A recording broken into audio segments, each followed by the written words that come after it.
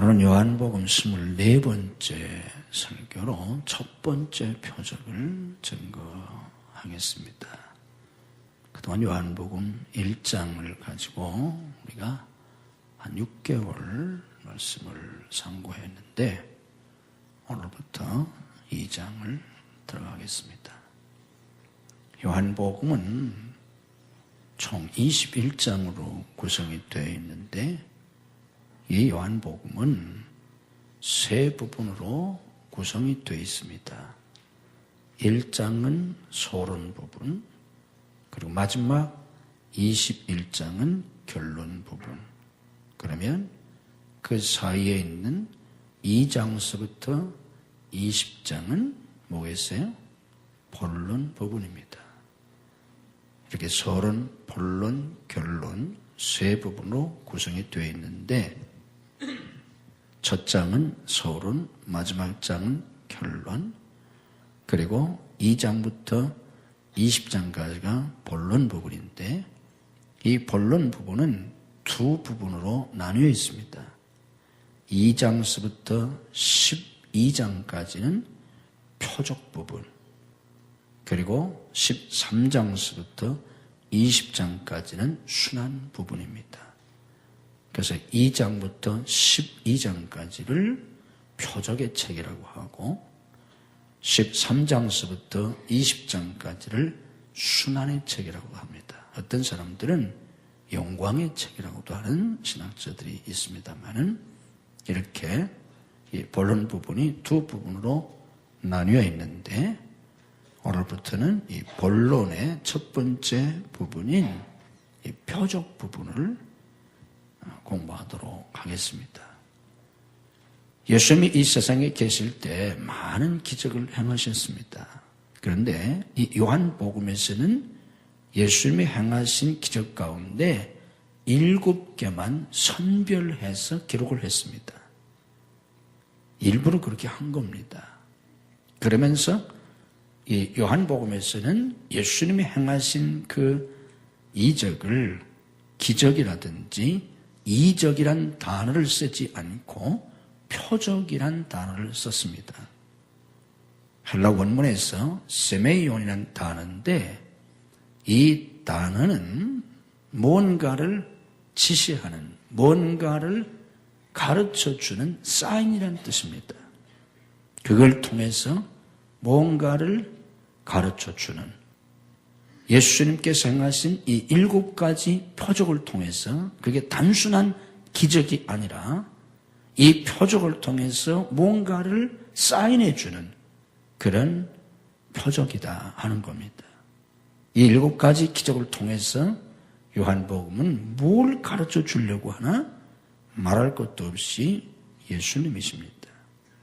예수님이 누구신지, 그 예수님이 무엇을 하셨는지 그걸 가르쳐 주려고 하는 게 표적입니다. 단순한 기적이 아니라 그 기적을 통해서 예수님이 누구신지를 가르쳐 주시려고, 그리고 예수님의 그 사역이 무엇인지를 우리에게 가르쳐 주려고 하는 표적입니다. 그래서 일부러 7가지 표적만을 요한복음에서 뽑아서 우리에게 기록해 준 겁니다. 또 2장서부터 12장까지 7가지 표적이 기록이 되어 있는데 그 서술 방법이 먼저 표적을 얘기하고 표적을 우리에게 가르쳐 주고 그 다음에 그 의미를 설명해 줍니다. 그리고 또 표적을 얘기해 주고 또 그걸 설명해 주고 이렇게 구성이 되어 있습니다.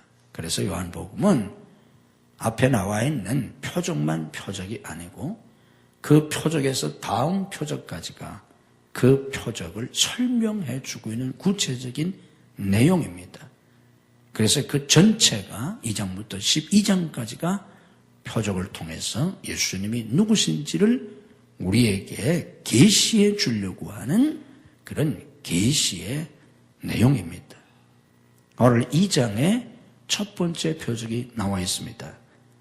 이 표적에 대한 자세한 내용이 3장과 4장에서 설명하는 겁니다. 3장에 나와 있는 니고데모와의 거듭남의 사건이나 4장에 나와 있는 수가성 여인의 이야기는 바로 이 첫 번째 표적을 설명하는 그 진의를 가르쳐 주기 위해서 구체적으로 말씀하시는 내용인 겁니다. 이런 식으로 7가지 표적이 2장에서부터 12장에 걸쳐 기록이 되어 있습니다. 그 내용을 우리가 공부하게 되겠습니다. 첫 번째 표적은 우리가 잘 아는 가나의 혼인잔치집에서 포도주가 떨어졌을 때에 예수님께서 물로 포도주를 만들어 주신 사건입니다.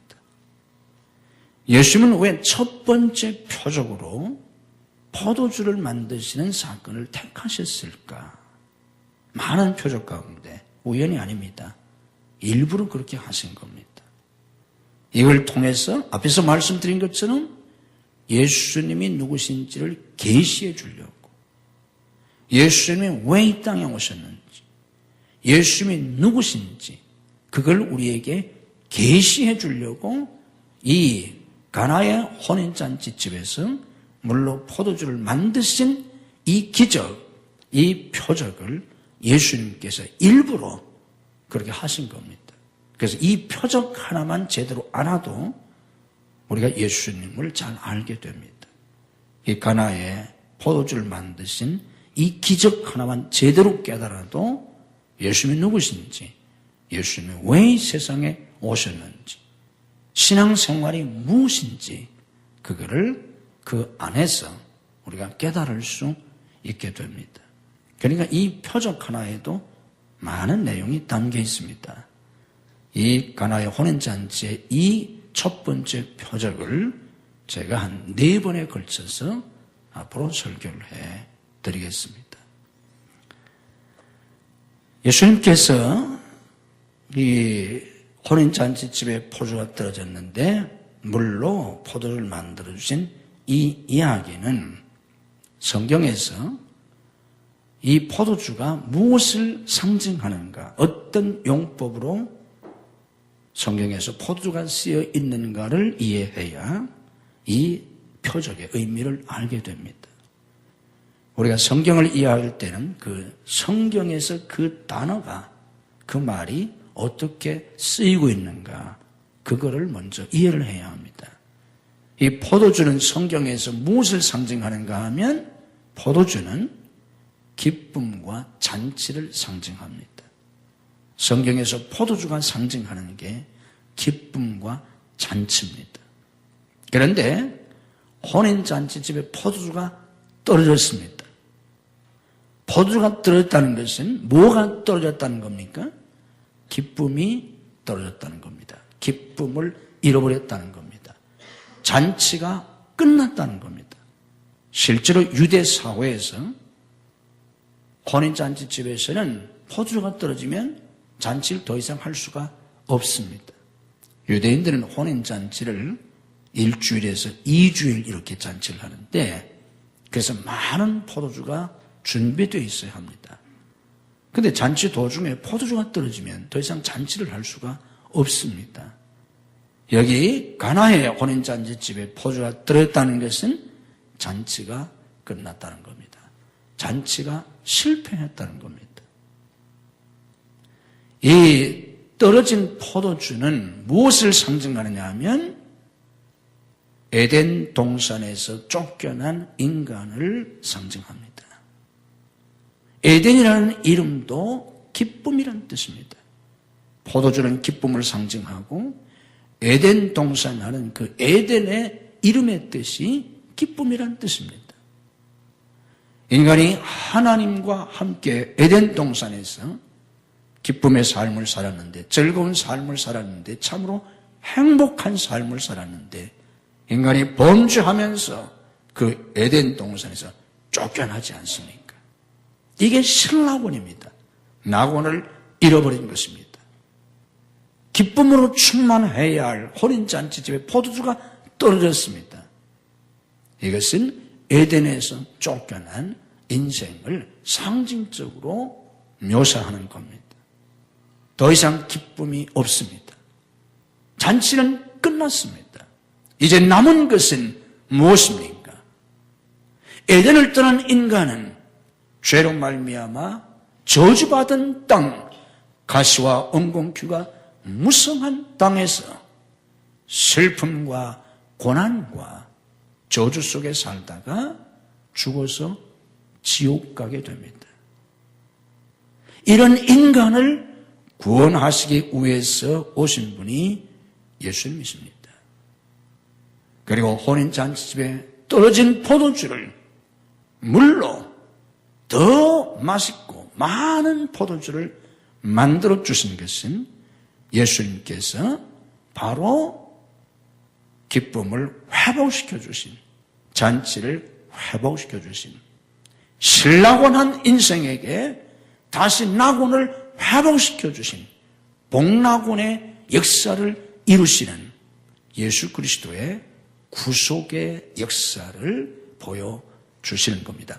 다른 말로 말하면 천국을 잃어버린 인간, 그 인간에게 천국을 회복시켜 주시려고, 예수 믿고 구원받아서 다시 천국 백성 되게 하시려고 예수님이 오셨다 하는 것을 보여주시는 겁니다. 그리고 그 자세한 내용은 이제 물로 포도주를 만드신 사건, 거기에 나와 있는데 그건 오늘 다 설교할 수가 없어서 그건 다음 시간에 여러분들에게 구체적인 내용을 설교해 드리겠습니다. 오늘 우선 여러분들이 이 첫 번째 표적의 의미를 알아야 할 것은 바로 예수님께서 우리에게 낙원을 회복시켜 주시려고, 천국을 회복시켜 주시려고 오신 것을 이 표적을 통해서 보여주신다 하는 겁니다. 그래서 예수님의 첫 번째 설교가 뭐냐고 하면 예수님의 첫 번 설교의 주제가 천국입니다. 회개하라, 천국이 가까웠느니라. 사도행전 1장 말씀을 보면 부활하신 뒤에 예수님이 40일 동안 세상에 계셨는데 40일 동안 말씀하신 그 주제가 역시 천국입니다. 예수님의 설교는 천국으로 시작해서 천국으로 마치고 하늘나라에 가신 겁니다. 예수님의 설교 가운데 최고의 설교를 산상수훈이라고 합니다. 마태복음 5장, 6장, 7장에 있는 산상수훈인데 산상수훈 맨 앞에 있는 내용이 그 유명한 팔복입니다. 8가지 복. 이 팔복의 첫 번째 내용과 마지막 내용이 천국입니다. 팔복은 천국으로 시작해서 천국으로 끝납니다. 이런 모든 말씀은 예수님이 이 세상에 왜 오셨나? 우리를 천국 가게 하시려고. 영원히 지옥에 갈 수밖에 없는 타락한 인간을 예수님이 십자가 구속의 역사로 구원하시고 예수님을 믿는 모든 사람들이 영원한 천국 가서 영생 복락을 누리게 해 주시려고 예수님이 오신 겁니다. 예수 믿는 목적이 여기 있습니다. 다시 말하면 우리가 예수 믿는 게 이 세상에서 보다 더 잘 살기 위해서, 물론 예수 믿으면 이 세상에서 잘 살 수 있습니다.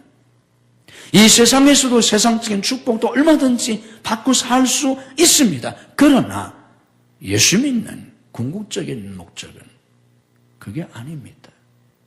왜 그렇습니까? 속된 말로 이 세상에서 아무리 잘 먹고 잘 살아도 100년도 살기 힘듭니다. 뭐 100년을 더 사는 분들이 좀 있는데 뭐 100년 더 살아야 뭐 그래가지고 200년을 살겠어요, 500년을 살겠어요. 뭐 장수한다고 해봐야 뭐 110세, 120세 겨우 그런 거지. 뭐 장수한다고 해서 뭐 300년, 3000년을 삽니까?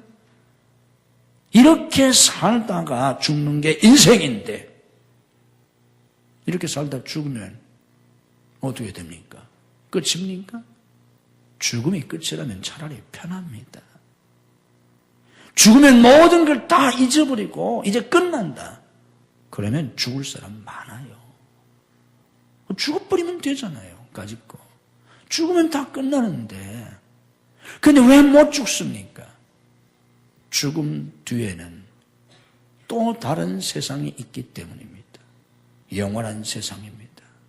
지옥이 기다리고 있습니다. 이 세상 그 어떤 고통보다도 더 고통스러운 지옥에 가서 100년이 아니라 영원히 삽니다. 영원히 끝나지 않는 고통, 이게 지옥입니다. 그래서 예수님은 우리를 이 지옥에서 천국으로, 천국은 고통이 없습니다. 슬픔이 없습니다. 죽음이 없습니다. 괴로움이 없습니다. 죄도 악도 두려움도 없습니다. 거기 가서 영원히 행복하게 살게 하시려고. 이것이 인생에 있어서 가장 중요한 일이기 때문에 예수님이 이걸 주시려고 오신 겁니다. 그래서 예수님이 첫 번째 기적으로 이 혼인잔치 집에서 포도주를 만드신 기적을 일부러 예수님께서 그렇게 행하신 겁니다. 지난 4일 날 한국갤럽이 조사한 걸 발표했습니다. 그 조사 발표 가운데 한국에 계신 교인들, 교회 다니는 사람들의 신앙을 조사 발표를 했는데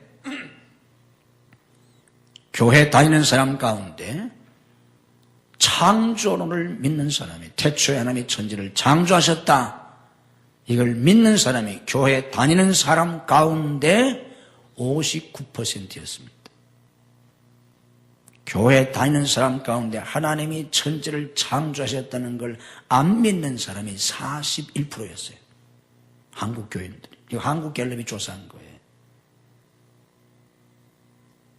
안 믿는 사람이 교회 다니는 사람 가운데 창조론을 안 믿는 사람이 41%예요. 마지막 심판을 믿느냐? 최후의 심판이 있고 지옥 간다. 그걸 믿느냐? 이걸 믿는 사람이 교인 가운데 61%였어요. 교회 다니는 사람 가운데 39%는 안 믿는다는 거예요. 뭐하러 다니는 거예요, 교회? 교회 다니는 사람 가운데 40%가 창조도 안 믿어. 심판도 안 믿어. 이거 지난 4일 날 발표한 거예요. 2월 4일 날. 왜 교회 다니는 거예요? 그러면서 기독교인이라는 거예요. 이게 오늘 한국 교인들의 실상이에요. 심각한 문제예요. 왜 교회를 다니겠어요? 복 받으려. 내세는 관심도 없고 천국이고 지옥이고 관심도 없고 땅에서 복이나 받으려. 그리고 좀 도덕적으로 좀 더 선한 사람이 되려고. 그러니까 그냥 다니지 않겠어요? 또 안 믿으면서.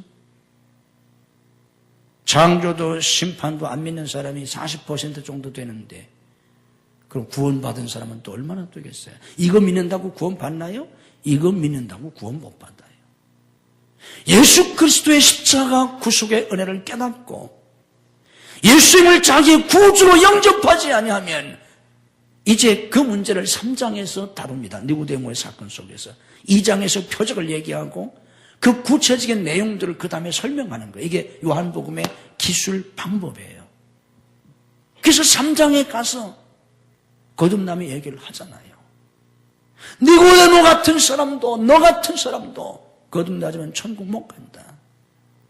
계리오 진리오 생명이신 예수님을 믿어야 한다. 예수님을 믿어야 구원받는데 예수님을 정작 믿어서 구원받은 사람이 그럼 교인 가운데 몇 %나 되겠어요? 창조도 심판도 안 믿는 사람이 40% 정도 되는 파인데 심각합니다. 오늘 이게 한국 교인들의 신앙의 수준이에요.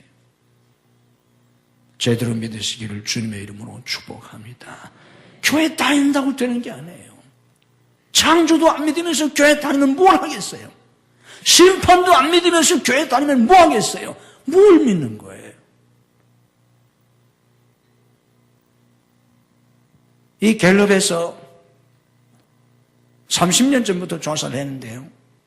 30년 전에는 교회 다니는 사람 가운데 창조론을 믿는 사람이 80%였어요. 똑같은 한국갤럽에서 조사를 했을 때 30년 전에는 80%였는데 2014년에 와가지고 59%로 떨어졌어요. 80%에서 21%가 떨어졌어요. 기독교인 중에서 창조를 안 믿는 사람이. 30년 전 조사를 했을 때는 심판을 믿는 사람이 76%였어요. 교회 다니는 사람 가운데. 그런데 2014년 조사를 하니까 61%밖에 안 됐어요. 그만큼 신앙이 세속화됐어요. 여러분, 바울 사도가 고린도서 15장 19절에서 뭐라고 말씀합니까? 만일 그리스도 안에서 우리가 바라는 것이 이 세상의 삶만이라면 우리는 모든 사람 가운데 더 불쌍한 자들이라 그랬어요. 우리가 바라는 게 고작 이 세상의 삶뿐이라면 우리는 다른 사람들보다 더 불쌍한 사람들이다. 예수님이 이 세상에 오신 것, 우리가 예수 믿는 것은 영원한 천국 때문입니다. 아멘. 우리가 때로 이 세상에서 고난을 당하고 어려움을 겪는다고 할지라도 고생해봐야 까짓건 몇 년 하겠어요. 이 세상에서 아무리 고난을 당한다고 할지라도 몇십 년이에요. 몇십 년 살다 죽으면 다시는 고난도 슬픔도 없는 천국 가서 영원히 사는 겁니다. 아멘. 그곳에 갈 수만 있다면, 영원한 천국이 보장만 되어 있다면 잠깐 동안 이 세상의 슬픔이나 고난을 뭘 못 견딜 게 있겠어요. 그래서 장례식 할 때 우리가 찬송을 부르잖아요. 요단강 건너가 만나리. 언제 만난다고요? 며칠 후 요단강 건너가 만나리. 며칠 후면 우리 다 간다는 거예요. 근데 그까이 그 며칠 못 참겠어요. 며칠 후면 갈 건데. 천국에 소망이 있기 때문에 예수님을 믿는 거고, 예수님 우리에게 천국을 주시려고 오셨습니다. 아멘.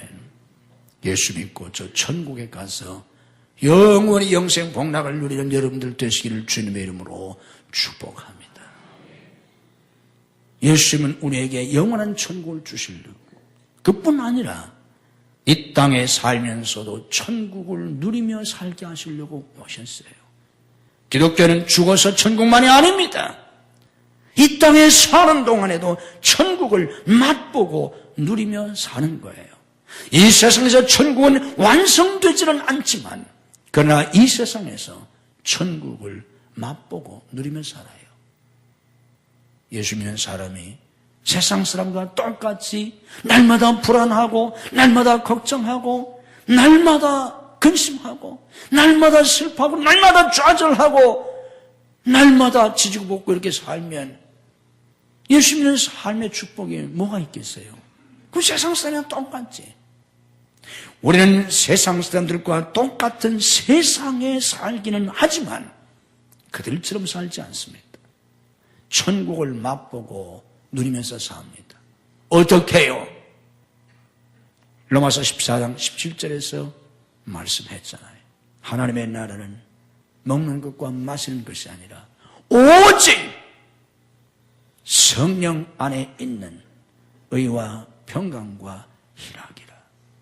성령 안에서 의와 평강과 희락을 누리며 살 때 천국을 누리며 사는 겁니다. 아멘. 그래서 우리가 성령을 의지하고 성령의 충만함을 사모하는 겁니다. 그냥 교회만 다닌다고 되는 게 아니에요. 교회를 다닐 뿐만 아니라 에베소서 18절에서 말씀하신 것처럼 오직 성령의 충만을 받으라. 이 성령의 충만함 속에 살 때 이 세상에서도 성령 안에서 의와 평강과 희락을 누리며 천국을 누리며 사는 겁니다. 성령 충만한 그리스도인들이 되시기를 주님의 이름으로 축복합니다. 그래야 내 마음에 천국을 누리며 살아요. 그래서 예수님을 성천하신 다음에 보혜사 성령을 보내주신 겁니다. 이게 바로 잔치집에, 혼인집에 떨어진 포도주를 주님이 물로 만들어주신 표적의 의미입니다.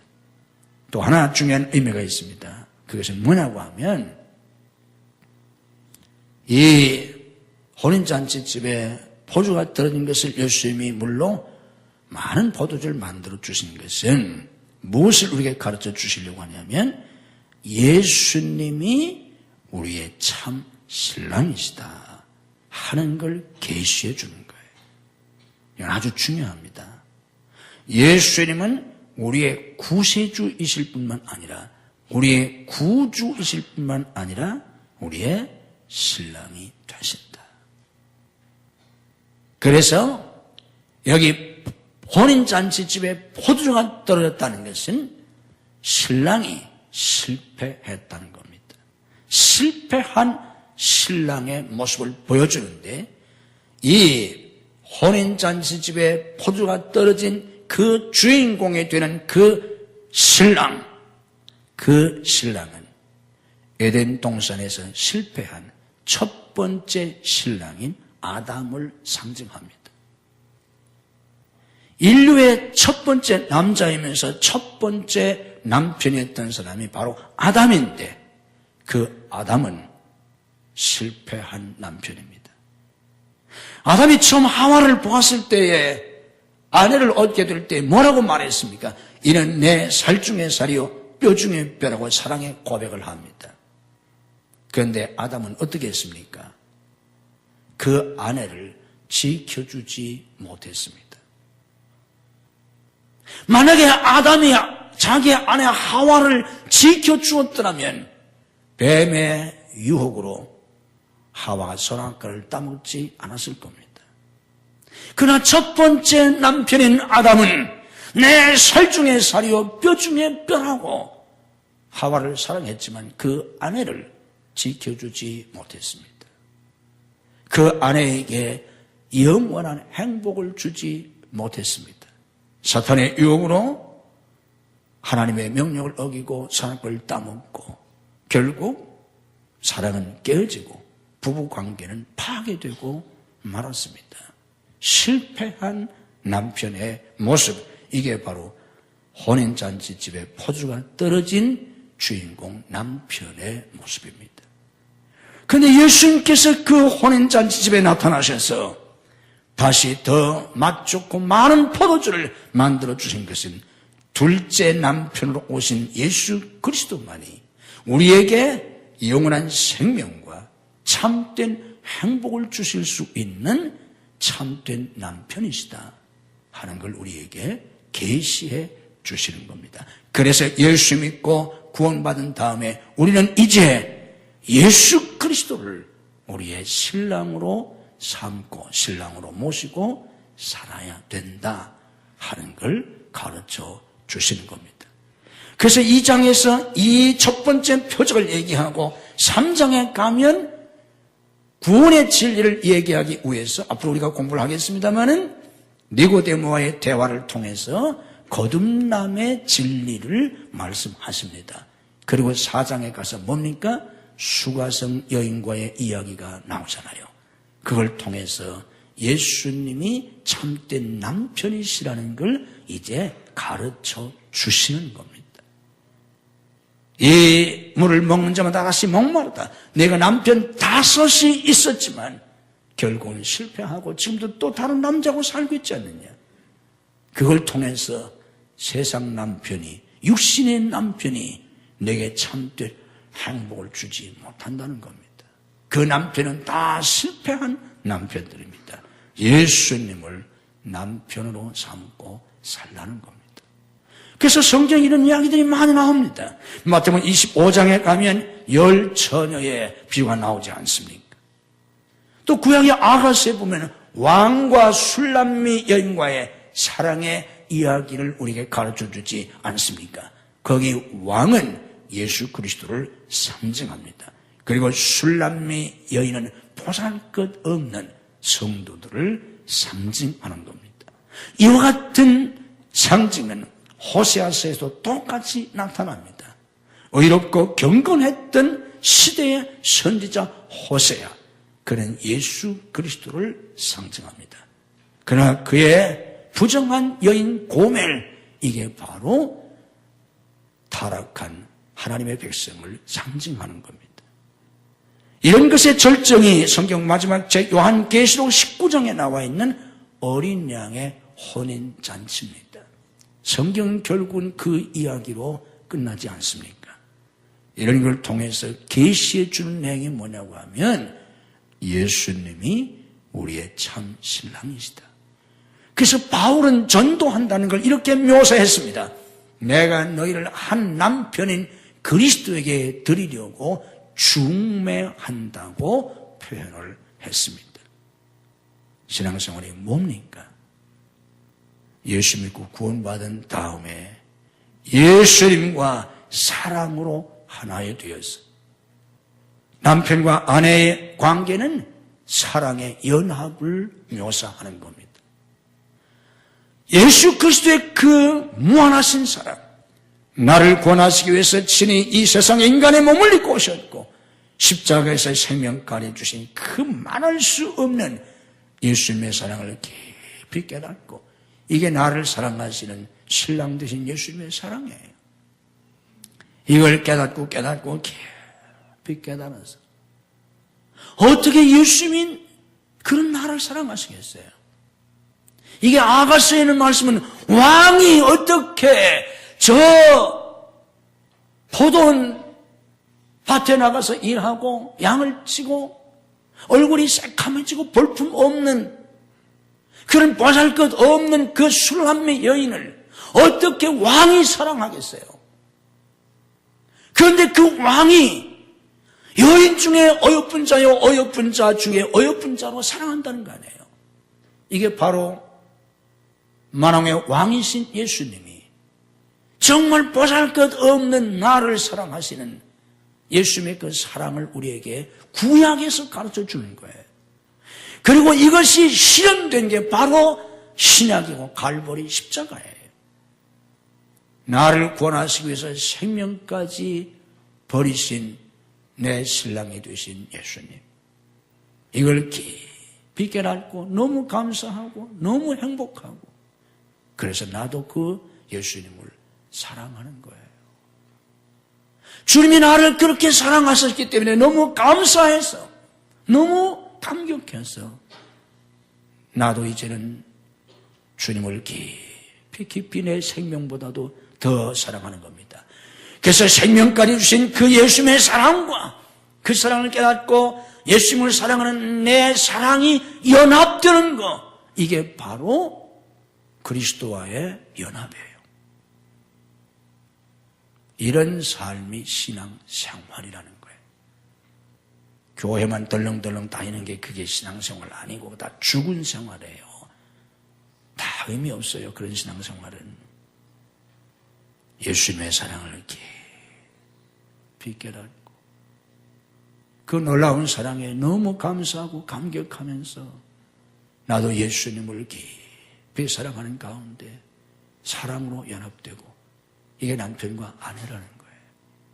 그리고 사랑의 교제를 나누면서 끊임없이 나를 사랑하시는 예수님의 사랑을 내가 느끼고 나를 사랑하신다는 예수님의 말씀을 끊임없이 듣고 내가 주님을 사랑한다는 사랑의 고백을 끊임없이 하면서 주님과 사랑의 교제 속에 사는 것, 이게 신앙생활이고 이게 그리스도인의 기쁨이요 행복입니다.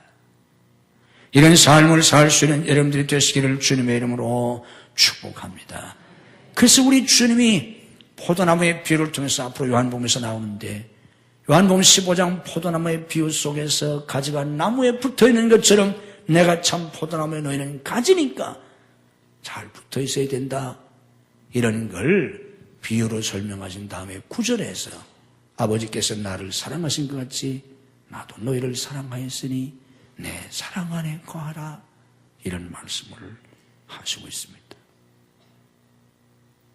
예수님의 사랑을 깊이 깨닫는 그리스도인들이 되시기를 주님의 이름으로 축복합니다.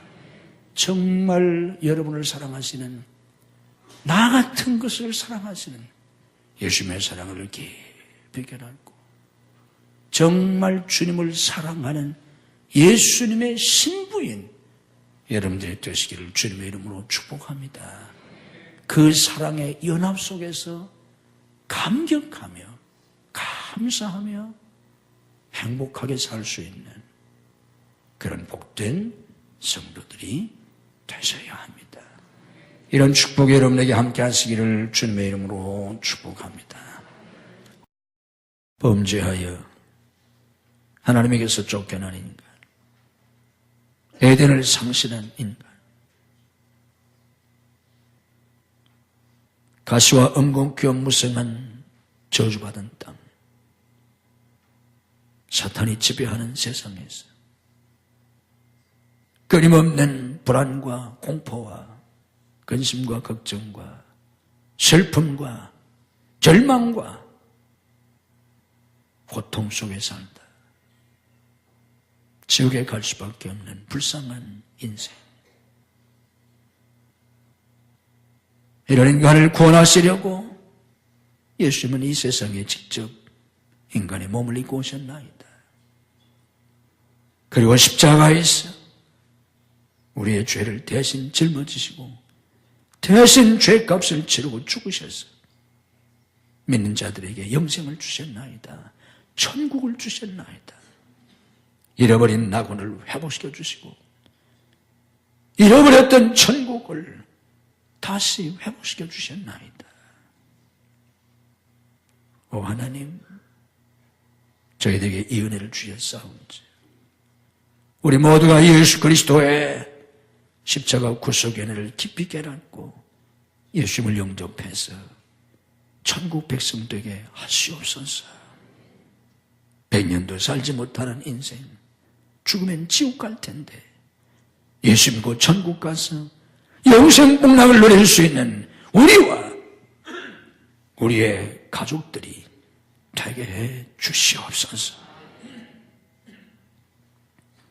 예수 믿고 구원받아 천국에서 다시 만나고 천국에서 영생 복락을 누릴 수 있는 우리의 부모와 형제 자매들, 우리의 자녀와 후손들이 될 수 있도록 주님 가정을 축복해 주시옵소서. 실패한 아담이 아닌 예수 그리스도를 내 남편으로 모시고 나를 사랑하시는 그 주님의 무한하신 사랑 속에 감사하고 감격하고 황홀하며 행복을 누리며 살게 하시옵소서. 이 세상 그 무엇도 그 누구도 부러워하지 아니하고 신랑 되신 예수님이 계시기 때문에 왕이신 그 예수님이 술람 여인처럼 보잘것없는 나를 어여쁜 자 중에 어여쁜 자, 사랑하는 자 가운데 사랑하는 자로 사랑하신 그 사랑 속에 행복을 누리며 살게 하시옵소서. 깨닫게 하시옵소서. 느낄 수 있게 하시옵소서. 주님의 사랑의 음성을 날마다 들을 수 있는 영의 귀를 열어주시옵소서. 그 사랑에 감격해서 나도 주님을 사랑하게 하시옵소서. 주님을 뜨겁게 사랑하게 하시옵소서. 내 생명보다도 더 주님을 사랑할 수 있게 하시옵소서. 이런 믿음을 주시옵소서. 이런 마음을 주시옵소서. 성령께서 오늘 저희들을 깨우쳐 주시고 성령께서 우리의 마음을 만져주시고 성령으로 충만하게 하시옵소서. 믿음으로 가슴에 손을 얹습니다. 우리의 모든 죄와 허물과 상처와 우리의 불신앙을 제거하시고 성령으로 채워 주시옵소서. 믿음으로 아픈 몸에 손을 얹습니다. 아픈 가족들을 대신해서 손을 얹습니다. 오늘도 죽은 자도 살리신 주님의 능력으로 우리를 치유해 주옵소서. 내가 나서는 예수 그리스도 이름으로 명하노니 우리를 괴롭히는 모든 병만은 다 물러갈지어다. 예수님의 이름으로 치유될지어다. 예수님의 이름으로 건강이 회복될지어다. 예수님의 이름으로 새 힘을 얻을지어다. 머리머리 안수하시고 하늘의 신령한 은혜와 인사와 복은 땅에 기름진 것으로 채워주시옵소서. 주님 앞에 손듭니다. 주님 앞에 항복합니다. 주님께 모든 것을 맡깁니다. 다 내려놓고 주님만을 붙듭니다. 잡아주시옵소서. 이제는 예수님이 내 모든 것이 되시옵소서. 주님이 인도하시고 역사하셔서 우리의 삶의 날마다 하나님의 역사가 충만하게 하시옵소서. 가정마다 속히 인가도 시켜주시고 믿음의 가정, 행복한 가정, 거룩한 가정들이 되게 하시옵소서. 행복한 부부들이 되게 하시고 우리의 자녀들을 축복하시고 우리의 자녀들의 앞길을 열어주시옵소서. 믿음의 대로를 열어주시옵소서. 복받고 쓰임받는 자녀들이 되게 해 주시옵소서. 학업의 문을 여시옵소서. 진학의 문을 열어주시옵소서. 유학의 문을 열어주시옵소서. 취업의 문을 열어주시옵소서. 사업의 문을 열어주시옵소서. 결혼의 문을 열어주시옵소서. 태의 문을 열어주시옵소서. 사역의 문을 열어주시옵소서. 예수님의 이름으로 우리 자녀들의 문이 열릴지어다. 역사해 주시옵소서. 성도의 직장과 사업을 축복해 주셔서 복된 직장과 사업이 되게 하시고 주님의 이름으로 흉통을 장되게 되게 하시고 주와 복음을 위해서 쓰임받게 해 주시옵소서. 우리의 사역에 풍성한 열매를 주시옵소서. 끊임없이 역사하시는 성령의 역사가 우리의 사역 속에 충만하게 하시옵소서. 믿음으로 예물을 드립니다. 11조를 드리며 감사헌금, 선교헌금, 구제헌금, 건축헌금, 해외 선된 건축헌금을 드립니다. 믿음으로 온전한 11조를 드리게 하시고 믿음으로 풍성한 예물을 드릴 수 있게 하시고 우리 주님께서 하늘과 땅의 복으로 금수와 내세의 복으로 자녀와 후손의 복으로 믿음의 명문가를 이루는 복으로 더 풍성한 은혜와 복을 내려 주시옵소서. 하늘 평상에서 나오지 못한 손을 찾아가셔서 능력의 손으로 일으켜 주시옵소서. 줄타주는 손들을 돌보시고 해외에 나가는 가족들, 군문에 나가는 아들들, 유학생들을 지키시고 축복해 주시옵소서. 믿음이 연약하여 주의를 성수하지 못하는 성도들에게 주의를 성수할 수 있는 믿음을 더하여 주시고 이 한 주간도 주님이 주시는 은혜와 축복이 넘치는 복된 한 주간이 되게 해 주옵소서. 예수님의 이름으로 축복기도하옵나이다.